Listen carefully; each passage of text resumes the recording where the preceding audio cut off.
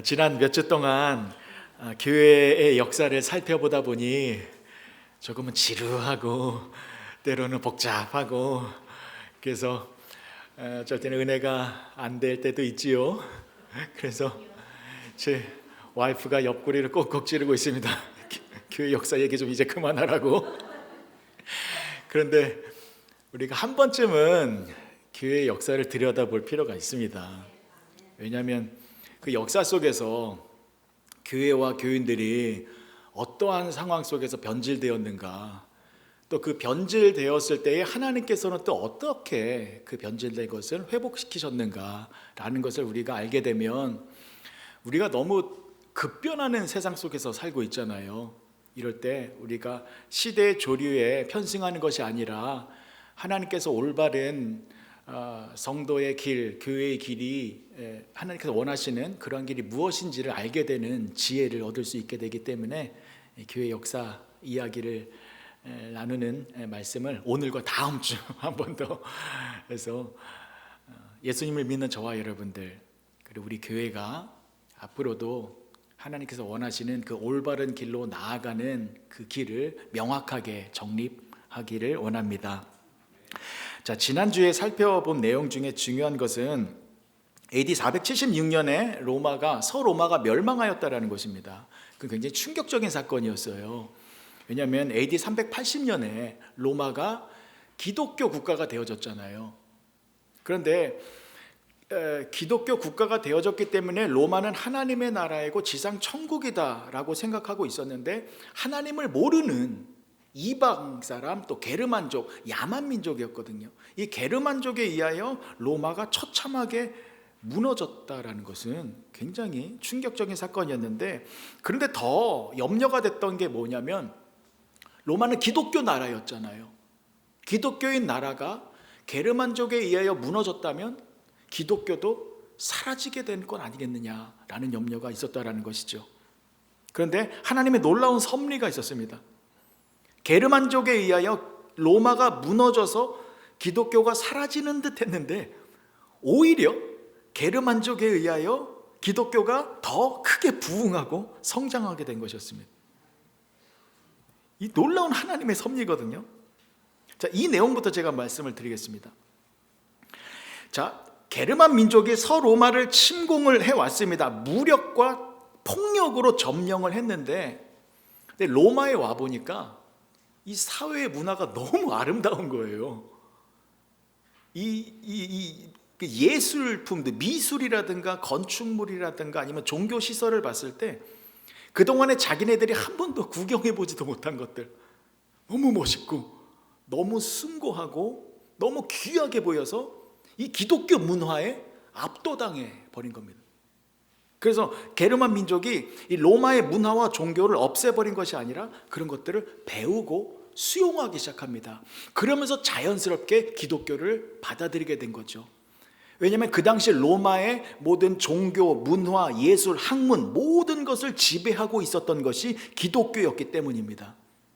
자, 그래서 이런 결과가 나타나요. 앞에 보시는 사진이 그 당시 게르만 민족이 지배한 지역입니다. 빨간색이잖아요. 게르만 민족이 저기 이탈리아 로마는 어딘지 아시죠? 구두처럼 생긴 나라가 이탈리아 로마잖아요. 자, 그 이탈리아 로마뿐만이 아니라 전 지역, 그 유럽의 전 지역으로 퍼져서 게르만 민족이 그곳에서 나라들을 세우게 됩니다. 그러니까 보십시오. 기독교가 로마를 넘어서서 유럽의 전 지역으로 확산이 된 겁니다. 게르만 민족이 이탈리아 로마뿐만이 아니라 지중해 연안에 각 나라들을 세웠기 때문에 기독교가 로마를 벗어나서 전 세계로 확장되어지는 이러한 일이 벌어지게 된 것이죠. 그래서 이 빨간색의 나라가 지금의 유럽의 나라가 된 거잖아요. 그래서 지금의 유럽이라는 나라는 기독교라는 토양 위에서 세워진 나라들이다라는 것입니다. 참 놀랍고 재밌지 않습니까? 자, 폭력적이고 야만스러웠던 게르만 민족이 힘으로는 로마를 점령했을지 몰라도 기독교를 점령하지는 못했습니다. 오히려 기독교가 게르만 민족을 점령해서 게르만 민족에 의하여 유럽 전체 나라가 기독교의 나라가 되어졌다라는 것입니다. 자, 그런데 여기서부터 중요한 변화가 시작됩니다. 교회사뿐만이 아니라 세계사에 있어서도 역사적인 대전환의 변환기를 맞이하게 되죠. 그게 뭐냐면 이때부터 중세시대가 시작됩니다. 그러니까 AD 476년 서로마가 멸망하잖아요. 게르만족에 의하여. 근데 그 게르만족이 기독교인이 돼서 모든 유럽의 나라들을 기독교 나라로 만든 것, 그것이 바로 중세시대의 시작입니다. 그리고 언제 끝납니까? 1453년 동로마가 멸망을 하는 그 1000년의 기간이 중세시대의 기간입니다. 자, 여러분, 근데 중세시대가 어떤 시대입니까? 기독교 세계, 기독교가 세계를 지배하던 시대였습니다. 그러니까 더욱 강력해진 크리스텐덤, 기독교가 로마라고 하는 한 지역이 아니라 유럽의 전 나라가 기독교 국가가 되어졌습니다. 그래서 그 당시에 기독교의 문화 사상이 세계의 역사의 중심이 되어져서 세계의 역사를 흐름을 주도하였다라는 것입니다. 자, 그런데 제가 여러 차례 말씀을 드렸듯이 크리스텐덤은 마냥 좋은 것이 아니었죠. 교회에 돈과 힘과 물질이 들어가자 교회가 변질되고 성도들이 변질되는 모습을 보였었잖아요.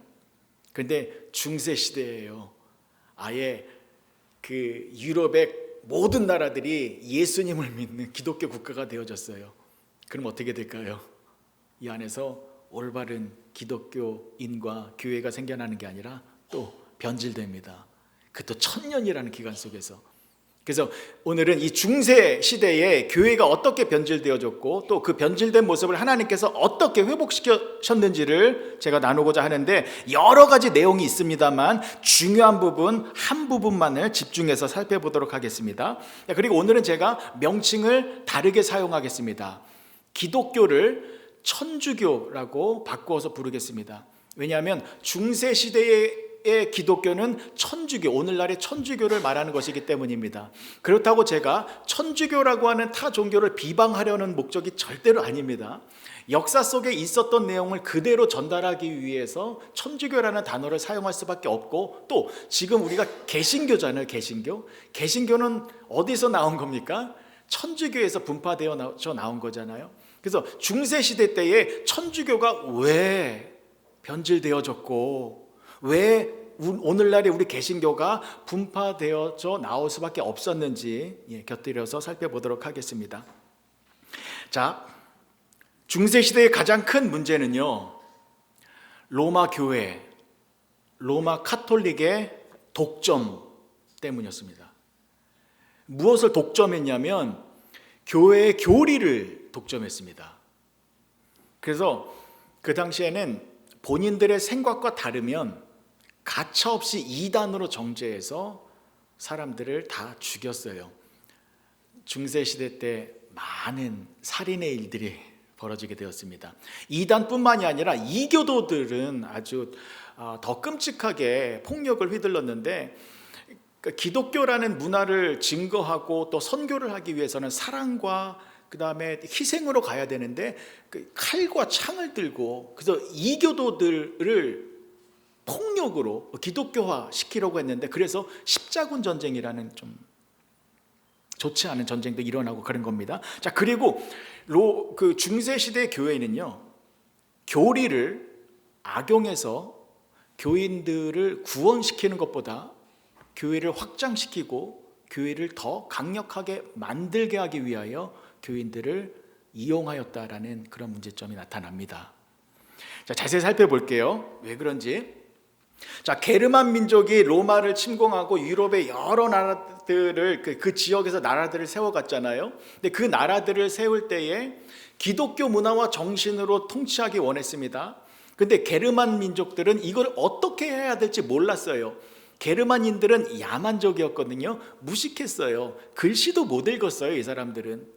그래서 어떻게 해야 됩니까? 이 유럽의 각 지역에 차지했던 왕들이 로마 교회로 올 수밖에 없었어요. 그래서 로마 교회에 와서 어떻게 해야 우리나라를 기독교 정신으로 치리할 수 있겠습니까?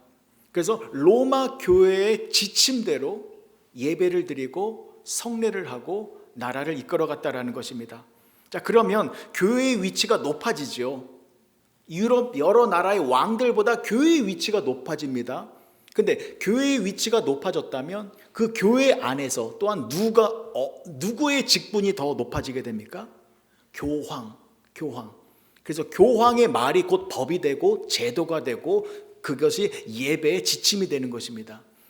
그래서 그것이 오늘날까지 이어져서 모든 천주교의 중심은 로마의 교황청이 되게 되는 것입니다. 자, 그래서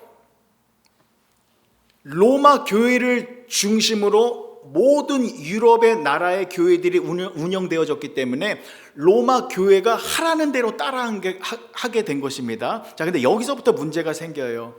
뭐냐면 로마 교회는 하나의 교회를 추구했습니다. 그러니까 카톨릭이라는 말 자체가 보편적이고 공통적인 하나의 교회라는 뜻이에요.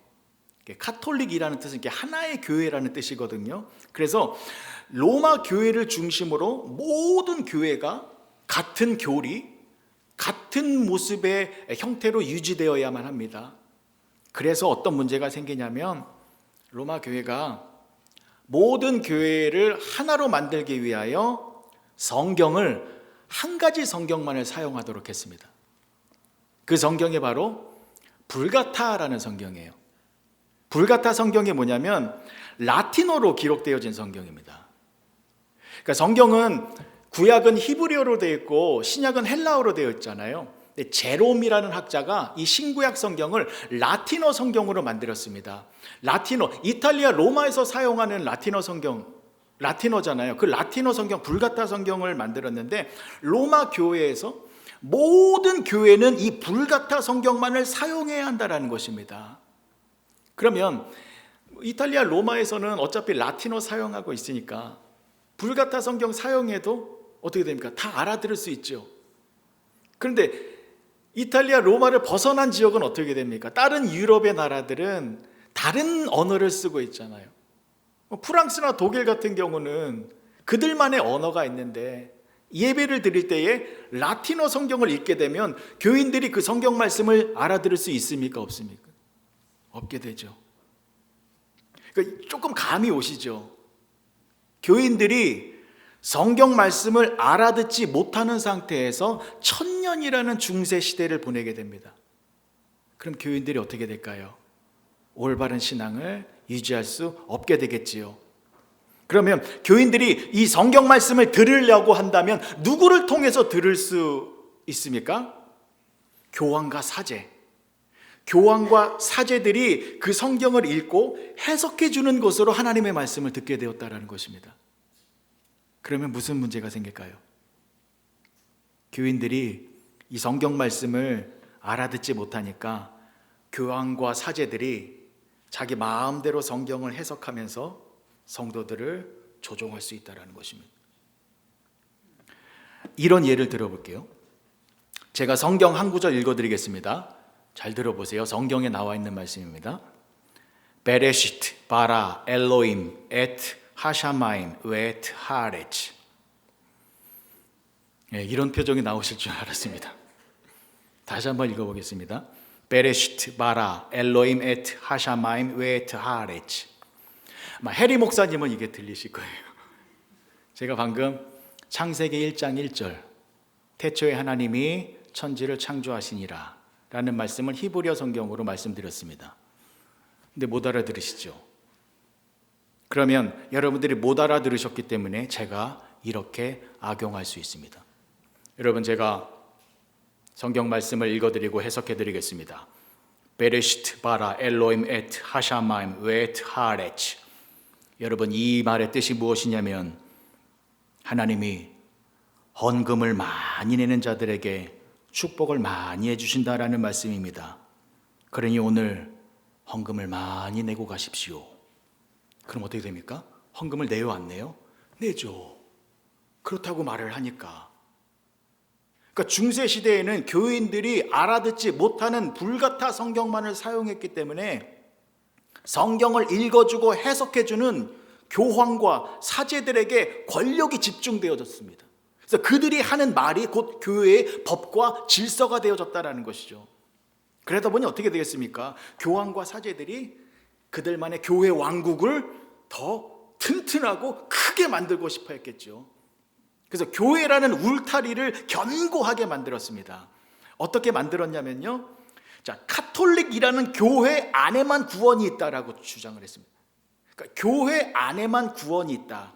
이게 무슨 뜻이냐면 교회의 법과 질서와 성례와 규칙들을 잘 지키면서 교회라는 이 제도 안에 있으면 구원을 얻는다라는 것입니다.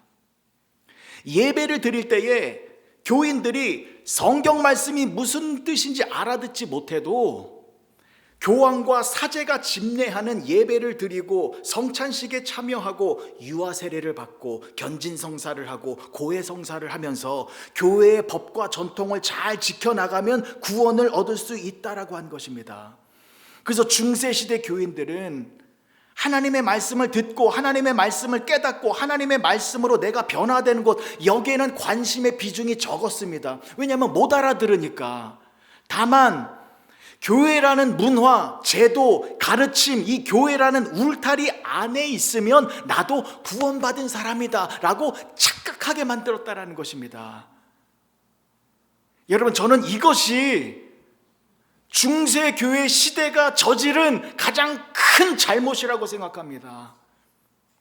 교인들이 교회에 나와서 하나님의 말씀을 듣지 못하고 이해하지 못하고 깨닫지 못해도 상관없다라는 것입니다. 다만 그냥 교회에 나와 예배드리고 성찬식 참여하고 기도하고 교제하고 그런 교회 제도 안에 있어서 종교 활동을 하고 있으면 나도 구원받은 사람이야 라고 생각하게 만든 아주 끔찍한 일을 저질렀다라는 것입니다. 이게 왜 끔찍한 것이냐면 그러한 잘못된 신앙의 모습이 오늘날에도 우리 교회 안에도 있다라는 것입니다. 여러분, 제가 누차 강조를 드리고 있습니다만 이 교회라는 공동체 안에 있다라고 해서 구원받는 것 아닙니다. 우리 주변에 유명한 교회들이 있습니다. 유구한 역사와 전통을 자랑하는 누구나 다 아는 교회들이 있습니다. 그 교회 다니시는 분들 만나보면요, 어깨에 힘이 들어가 있어요. 목이 뻣뻣하세요. 근데 그분들이랑 얘기해보면요, 몰라요. 하나님이 누구이신지, 예수님이 십자가에서 무슨 일을 행하셨는지, 성령 하나님이 지금 나에게 무슨 일을 행하고 계시는지, 내가 정말 예수님의 영원한 생명으로 거듭났는지, 내가 구원받았는지 여기에 대한 확신은 없고 그 유명한 교회 다니고 있으니 안심하고 계세요.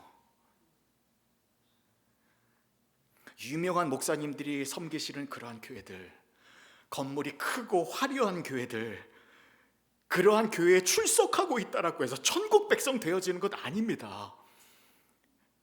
근데 여기도 마찬가지입니다. 우리도 마찬가지입니다.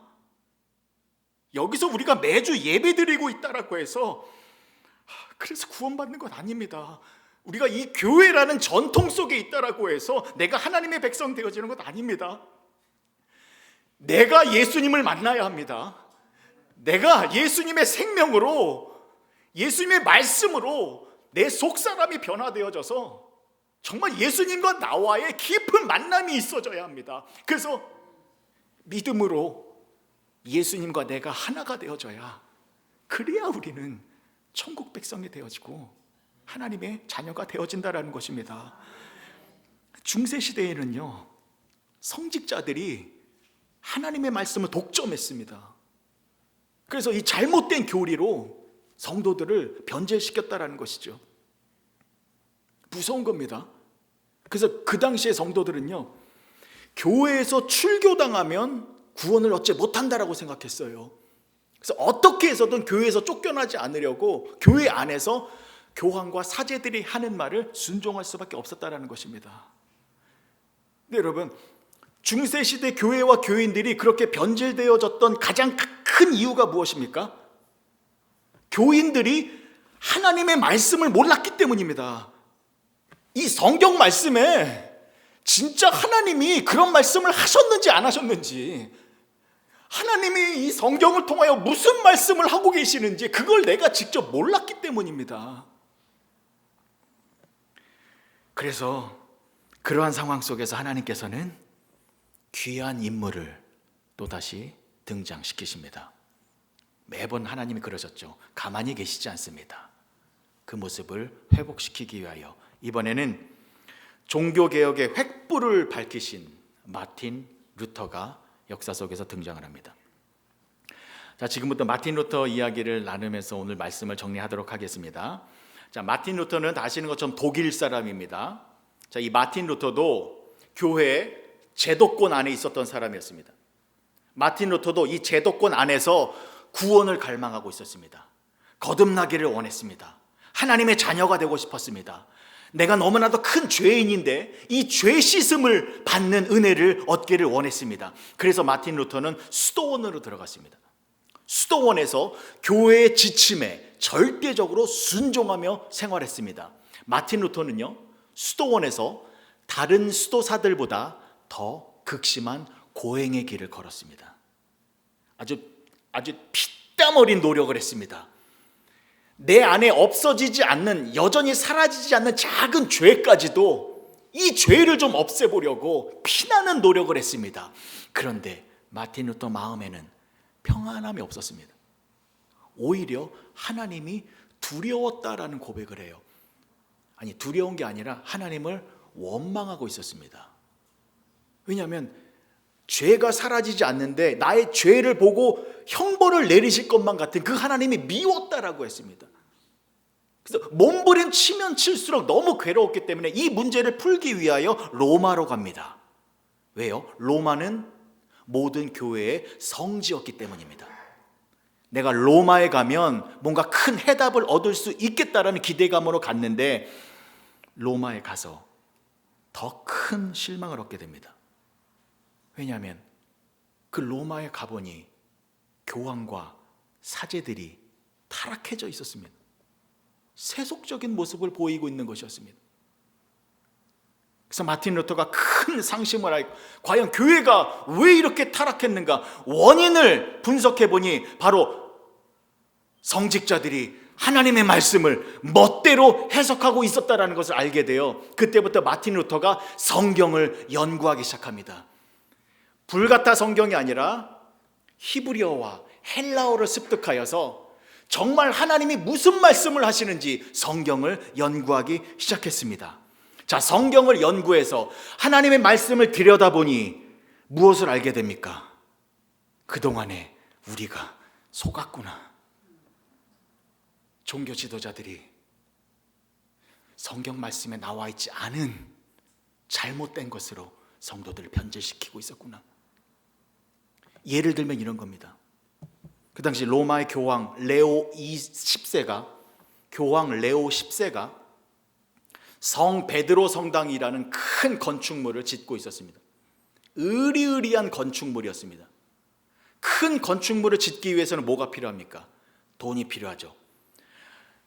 아주 천문학적인 건축 비용이 필요했습니다. 이 돈을 어디서 충당할 수 있겠습니까? 그래서 유럽에 있는 모든 교인들, 모든 교회들에게 면죄부를 판매했습니다. 면죄부가 뭐냐면, 자, 너희의 가족 가운데 먼저 세상을 떠난 사람이 있느냐? 그 사람은 지금 연옥이라는 곳에 있다. 연옥은 천국과 지옥 중간에 있는 곳인데 연옥에 있다가 죄가 없으면 천국에 가고 죄가 있으면 지옥으로 떨어진다. 근데 이 연옥에 있는 사람이 죄가 없어지기 위해서는 지상에 있는 너희가 이 면죄부를 사면 그 가족이 죄가 없어져서 천국으로 가게 되어진다. 이 말을 듣고 교인들이 면죄부를 살까요, 안 살까요?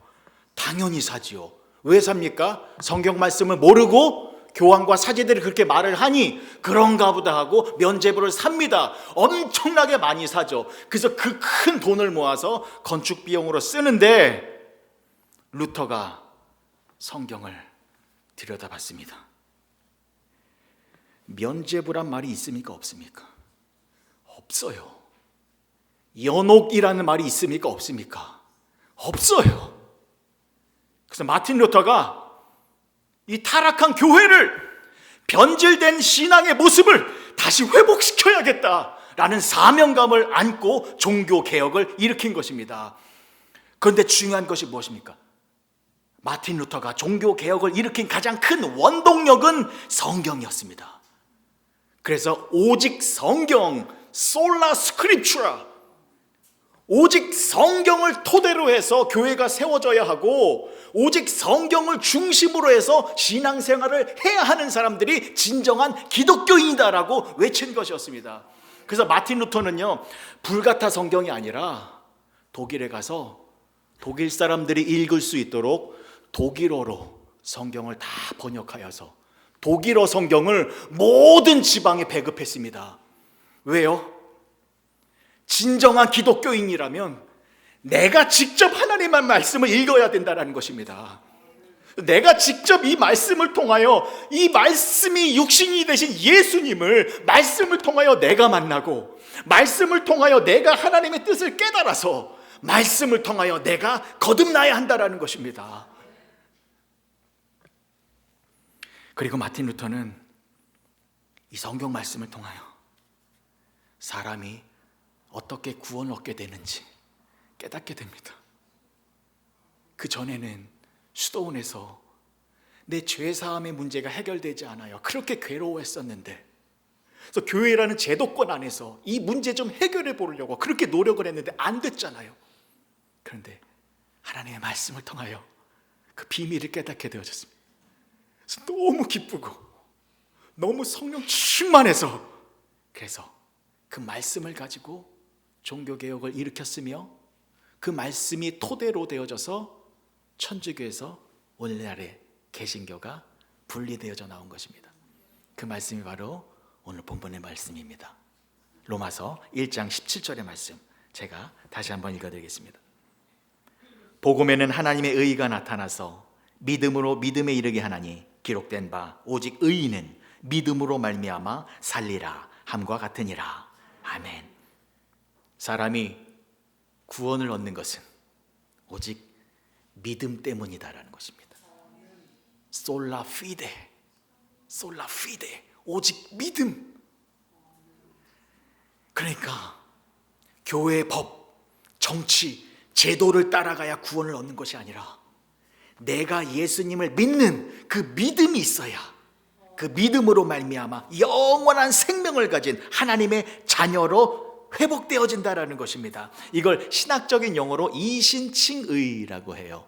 믿음으로 내가 의로운 사람으로 칭함을 받는다. 이신칭의, 믿어야 의롭게 되어진다라는 것입니다. 예수님을 믿는 그 믿음이 나를 의로운 사람으로 만들어서 하나님의 자녀가 되어지는 구원받은 백성이 되어진다라는 것입니다. 그래서 이 믿음으로 구원을 받는다, 이것이 바로 우리 개신교의 가장 중요한 핵심 교리 중에 하나입니다. 다시 한번 강조를 드립니다. 우리가 구원을 얻을 수 있는 것은 오직 예수님을 믿어야 하는 것입니다. 교회 다닌다고 해서 구원받는 것 아닙니다. 교회 다니는 이곳에서 반드시 예수님을 믿어야, 그래야 우리가 구원을 얻을 수 있다는 것을 잊지 마시기 바랍니다. 자, 그렇다면요, 우리 신앙생활에 있어서 믿음이 중요하잖아요. 그러면 이 믿음이라는 것이 구체적으로 무엇일까요? 우리가 어떻게 믿어야 구원을 얻을 수 있는 것이고, 왜 믿어야 구원을 얻을 수 있는 것일까요? 그것에 대해서 오늘 본문 말씀이 잘 설명해 주고 있습니다. 본문 말씀 다시 한번 보실게요. 복음에는 하나님의 의가 나타나서 믿음으로 믿음에 이르게 하나니, 기록된 바 오직 의인은 믿음으로 말미암아 살리라 함과 같으니라. 자, 복음에는 하나님의 의가 나타나서 믿음으로 믿음에 이르게 된다라고 하죠. 그러니까 믿음이라는 것이 두 개가 나오잖아요. 믿음으로 믿음에 이르게 한다. 이 두 믿음은 같은 믿음이 아닙니다. 자, 첫 번째 믿음은 기본적인 믿음이에요. 그 두 번째 믿음은 성숙한 믿음입니다. 그러니까 보세요. 기본적인 믿음에서 출발하여 성숙한 믿음으로 나아가야 그 성숙한 믿음으로 말미암아 구원을 얻게 되어진다는 것입니다. 자, 중요한 내용이에요. 조금 집중해서 들어보세요. 자, 첫 번째 믿음은 기본적인 믿음인데, 자, 그 기본적인 믿음이 있는 사람들은 어떤 모습을 나타내냐면 지금 여러분들과 같은 모습을 나타냅니다. 여러분들은 지금 다 기본적인 믿음을 갖고 계세요. 그 이유가 뭐냐면, 자, 여러분들 지금 예배 드리기 위하여 이 자리에 나와 있습니다. 그렇죠? 자, 예배를 드리기 위하여 이 자리에 나온 것, 믿음이 있는 겁니까? 없는 겁니까? 믿음 없으면 이 자리에 못 나옵니다. 여러분들은 기본적인 믿음이 있기 때문에 이 자리에 나온 것입니다. 그런데 문제는 그 기본적인 믿음만을 갖고 있으면 구원을 얻지 못합니다. 다시 한번 말씀드립니다. 여러분들이 믿음으로 이 자리에 나왔는데 그 믿음만으로는 구원 얻지 못합니다. 왜냐하면 솔직히 여러분들 내 마음을 한번 생각해 보십시오. 내가 무슨 믿음으로 이 교회에 나왔는지. 이런 분들이 많이 있을 거예요. 내가 교회 나오면 평안해질 수 있어. 내가 오늘 교회에서 예배 안 드리면 이번 주에 하나님한테 벌 받을지도 몰라. 내가 어떤 문제가 생겼는데 이 문제 해결하기 위해서 교회 나와서 예배 드려야 돼. 내가 지금 건강이 안 좋아졌는데 이 교회에 나와서 예배 잘 드리면 내가 건강 좋아질 수 있어. 내가 주일 성수 잘하면 내 자녀들이 잘 되고 내 삶이 행복해지고 내 인생 달라질 수 있어. 내일 중요한 계약이 있는데 오늘 예배 잘 드리면 하나님이 도와주셔서 그 계약 잘 될 거야. 이러한 믿음으로 교회에 나오시는 분들이 계시는데 그 모습 좋은 겁니까? 나쁜 겁니까? 다시 한번요. 지금 어떻게 대답해야 될지 모르겠죠? 자, 교회에 나올 때는 그런 어떤 나의 문제를 해결하고자 하는 믿음을 갖고 나와요. 그 좋은 겁니까? 나쁜 겁니까? 좋은 거예요. 나쁜 거 아닙니다. 그러한 믿음이 있기 때문에 지금 이 자리에 나온 겁니다. 근데 그게 기본적인 믿음이라는 거예요. 그 기본적인 믿음이 있기 때문에 교회에 나왔습니다. 근데 여기서 끝나면 돼요? 안 돼요? 믿음에서 믿음에 이르게 하나니 그 믿음을 가지고 이 자리에 나와왔다면 그 믿음이 더 나아가서 두 번째 믿음, 성숙한 믿음까지 나아가야 한다는 것입니다. 그 성숙한 믿음, 두 번째 믿음이 뭐라고요? 예수님을 만나는 자리까지. 예수님을 내가 경험하고 예수님을 만나는 그 성숙한 두 번째 믿음까지 반드시 나아가야 한다는 것입니다. 그런데 중세시대 가톨릭 교회는요, 처음에 믿음만을 강조한 거예요. 교회 안에 들어오기만 하면 된다. 교회 안에 들어와서 예배드리고 그 고해성사 잘하면 구원을 얻을 수 있다는 것입니다. 근데 그게 아닙니다. 믿음으로 교회 안에 들어왔다면 그 믿음이 예수님을 만나는 그 지점까지 반드시 나아가야 한다는 것입니다. 그런 여러분들 오늘 예배에 잘 오셨습니다. 너무 잘 오셨어요. 우리 마음 가운데 그런 소원 있죠. 내가 예배드리 오늘 선한주 권사님께서도 그런 기도해 주셨잖아요. 여러 가지 문제가 있어서 그 문제를 해결받고자 교회에 나와왔다고. 근데 그 믿음이 또 권사님 말씀하셨잖아요. 예배를 드리는 중에 말씀으로 내가 변화되게 해달라고. 무엇입니까? 말씀이 육신이 되신 그 예수님을 만나는 자리까지 나아가야 한다는 것입니다. 그래서 두 가지의 믿음이 있다는 것을 꼭 기억하십시오. 기본적인 믿음과 그리고 성숙한 믿음. 기본적인 믿음으로 교회에 왔지만 그 기본적인 믿음이 성숙한 믿음까지 나아가서 예수님을 반드시 만나야 한다는 것입니다. 까지만 더 할게요. 마가복음 9장에도 동일한 내용이 나와요. 마가복음 9장에 무슨 내용이 나오냐면 예수님께서 변화산에서 변형되신 그 사건이 나옵니다. 자, 그런데 예수님께서 변화산에 계실 때에 그 밑에서, 산 밑에서 무슨 일이 벌어지고 있었습니까? 아버지가 귀신 들린 아들을 데리고 예수님의 제자들에게 나왔어요. 그리고 그 제자들에게 내 아들 좀 고쳐달라고 부탁을 했습니다. 이 제자들이 이 귀신 들린 아들을 회복하기 위하여 열심히 기도를 했는데 귀신이 나갔습니까? 안 나갔습니까? 안 나갔어요. 자, 그때 예수님이 오십니다. 그러자 예수님을 보자 이 아버지가 예수님께 달려가서 예수님, 할 수만 있다면 내 아들을 고쳐주십시오 라고 말씀하시니 예수님께서 할 수 있거든이 무슨 말이냐, 믿는 자에게는 능치 못한 일이 없느니라 라고 말씀을 하시며 그 아버지에게 그런 말씀을 하셨을 때 그 아버지가 그 얘기를 듣고 무슨 말을 했습니까? 예수님께 이 아버지가 이렇게 말을 했습니다. 보십시오. 마가복음 9장 24절이요. 곧 그의 아버지가 소리를 질러 이르되 내가 믿나이다. 나의 믿음 없는 것을 도와주소서 하더라. 좀 이상하죠. 내가 믿습니다. 근데 나의 믿음 없음을 용서해 주십시오. 도와주십시오라고 하잖아요. 이게 믿음이 있는 거예요? 없는 거예요? 무슨 말이냐면 내가 믿나이다. 나의 믿음 없음을 도와주소서, 이것도요 두 가지의 믿음을 말하는 겁니다. 첫 번째 내가 믿나이다. 이건 뭐였냐면 기본적인 믿음이었어요. 기본적인 믿음. 뭡니까? 아버지가 귀신 들린 아들 이 문제 좀 해결하기 위하여 이 아들을 데리고 제자들에게 왔잖아요. 이 믿음이 있으니까 온 거잖아요. 기본적인 믿음. 그런데 이 아버지가 아들을 제자들에게 데려왔을 때 그때 그 자리에 예수님이 계셨습니까? 안 계셨습니까? 안 계셨어요. 변화산에 계셨잖아요. 그러니까 기본적인 믿음으로 내 아들의 문제를 해결하기 위하여 왔을 때에는 예수님을 만날 수 있어요? 없어요? 못 만나죠. 안 계시니까. 그러니까 기본적인 믿음을 갖고 있는 상태에서는 예수님을 만날 수 없다라는 겁니다. 그런데 예수님이 내려오셨어요. 이제는 예수님을 만날 수 있는 상황이 된 거잖아요.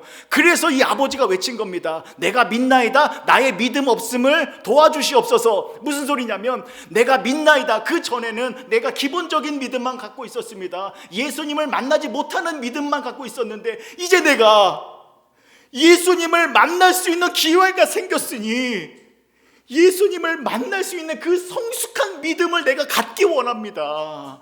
그 믿음이 없으니 그 믿음이 있도록 도와주셔서 예수님을 만날 수 있도록 해주십시오.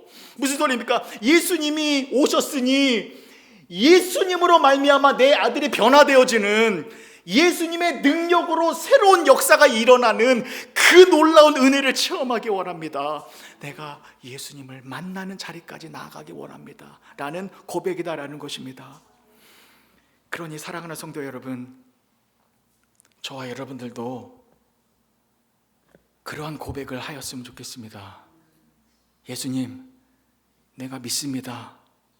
그러나 나의 믿음 없음을 도와주시옵소서. 늘 이 고백을 하셔야 됩니다. 오늘 예배를 드릴 때에도 예수님, 내가 믿음으로 이 자리에 나왔습니다. 내 삶의 문제가 너무 힘들어서 하나님 이 문제를 좀 해결받고자 이 자리에 나왔습니다. 그런데 나의 믿음 없음을 도와주시옵소서. 내가 이 믿음만 있으면 안 됩니다. 이 자리에 나왔다면 믿음으로 믿음에 이르러야 합니다. 예수님을 만나는 그 믿음의 자리까지 가야 합니다. 그 믿음이 없사오니 나를 도와주셔서 예수님을 만나는 그 믿음을 나에게 허락하여 주셔서 오늘 예배를 드리는 동안에 예수님을 깊이 만날 수 있도록 나에게 큰 은혜를 허락하여 주시옵소서. 믿음으로 믿음에 이르게 하나니. 그래서 교회는 그렇게 예수님을 만나는 역사가 일어나는 교회가 참다운 교회입니다.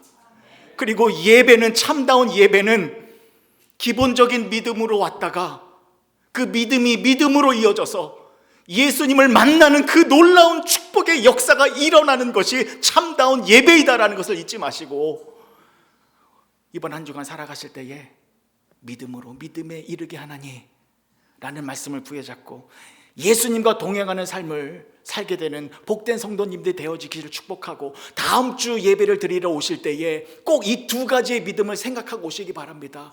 문제를 해결하기 위하여 교회 가자. 그러나 이 믿음에서 끝나서는 안 된다. 이 믿음이 믿음으로 연결되어져서 내가 예배 가운데에 꼭 예수님을 만나야 한다라는 사모함이 있을 때에 이곳에서 예배를 드릴 때마다 예수님께서 여러분들을 깊이 만나주셔서 여러분들의 심령과 여러분들의 삶을 새롭게 변화시켜 주실 줄 믿습니다. 기도하시겠습니다. 좋으신 아버지 하나님, 은혜를 감사합니다. 믿음에 이르게 하나니 오직 의인은 믿음으로 말미암아 살리라 말씀하여 주셨습니다. 나는 지금 무슨 믿음을 가지고 있습니까? 나의 믿음은 예수님을 만나는 믿음의 자리까지 나아가야 합니다. 예수님이 나의 모든 것 되시고 예수님을 만나야 내가 영원한 생명으로 거듭나는 하나님의 자녀가 되어집니다. 우리의 믿음의, 우리의 신앙생활의 목적이, 또 이유가 예수님을 만나고 예수님과 동행하는 그러한 신앙의 모습을 늘 갈망하며 살아가는 우리 모두가 되게 하여 주시옵소서. 예수님의 이름으로 기도합니다. 아멘.